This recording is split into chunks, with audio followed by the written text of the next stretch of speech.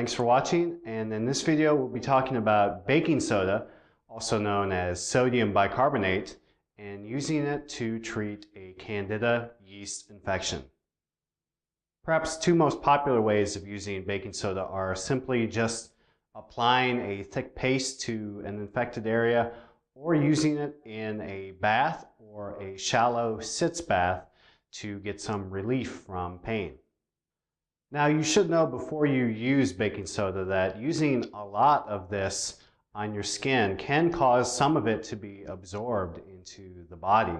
And if you really go overboard and have a ton of baking soda on your body, this may begin to cause some adverse reaction due to your body fluids and tissues getting more alkaline. Case in point, as we talk about on the article on this topic at our site Candida Hub, there was a woman who put a lot of baking soda on her child's diaper rash, and this caused the child to get quite sick, and it was due to too much baking soda being applied to a young baby's skin.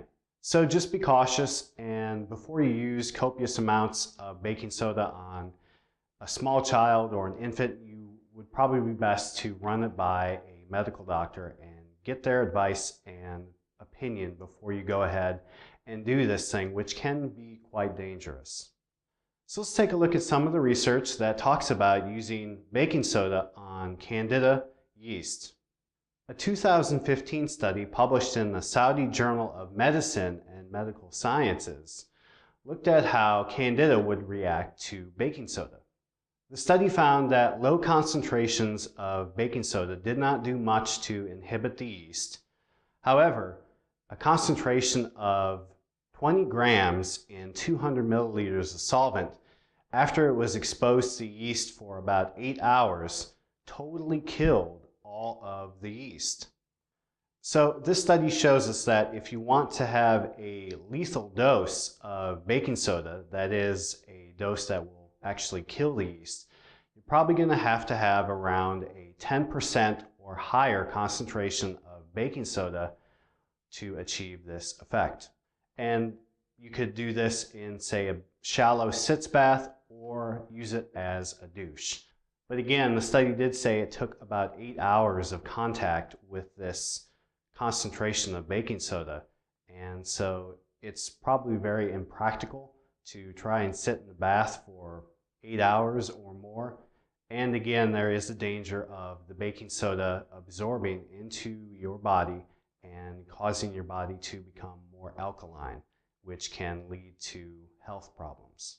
One such health problem that it can cause is a condition known as alkalosis, and this simply means that your body's fluid and tissue has become too alkaline, and it is very dangerous for your body. So be very careful when you try to, say, sit in a bath with a ton of baking soda in it. It could be very dangerous. So make sure you talk to a doctor or medical professional before you kind of get extreme with your baking soda use. Another study published in 2013 in Mycopathologia also looked at how baking soda would affect Candida. The study also looked at a whole variety of fungi that cause human skin and nail infection.